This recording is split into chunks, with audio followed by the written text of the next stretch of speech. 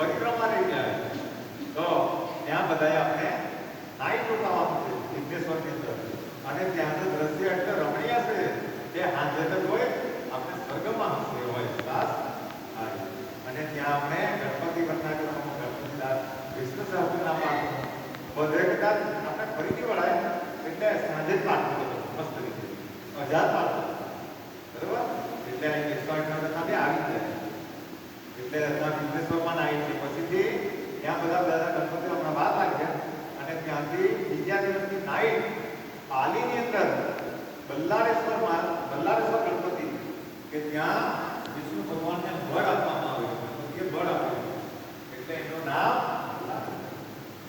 આવી રીતે ગણપતિના મહત્વ છે એના તમે શ્રદ્ધાથી દર્શન કરે તો છેલ્લે પછી વરદ વિનાયક તમને ડાયરેક્ટ ગણપતિના ચરણ સુધી જવાનું અને ત્યાં તમારી મનોકામનાઓ પૂરી એવું માનો મહત્વ. એ ગણપતિજીઓ પોતે પ્રગટ થયેલા છે સ્વયં જેમ પાર્વતી છે એવી રીતે અષ્ટવિનાયક પણ પોતે પ્રગટ થયેલા વિષ્ણુ ભગવાનની આરાધનાથી પ્રસન્ન થઈને આઠે આઠ ગણપતિઓ એના દર્શન કરવાના મળે તો એમ કહેવાય કે રોગીઓનો રોગ ટળી જાય. જેને પુત્રની જેને પુત્ર બધી કહેવા ટૂંકમાં મનોકામનાઓ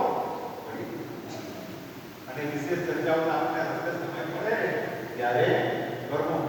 પણ કોઈ પણ ફરિયાદ નહીં કરવી જોઈએ. તકલીફ પડે તો સહન કરી લેજો.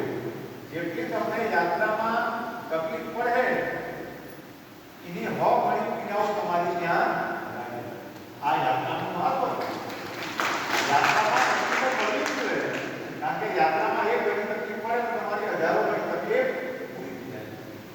આ ભક્તિ યાત્રાનું મહત્વ છે. તો એના પર પણ બધા ધ્યાન રાખવું.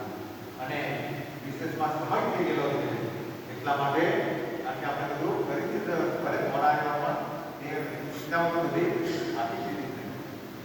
અને રોજ ઉઠીને આપણે ગણપતિને યાદ જે આપણે કરતા સાથે કરીને જવાનું છે બરોબર.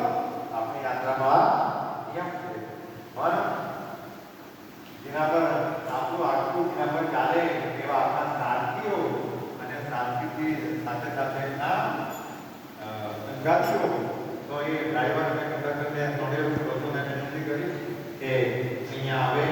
ત્રણેય બસના ડ્રાઈવર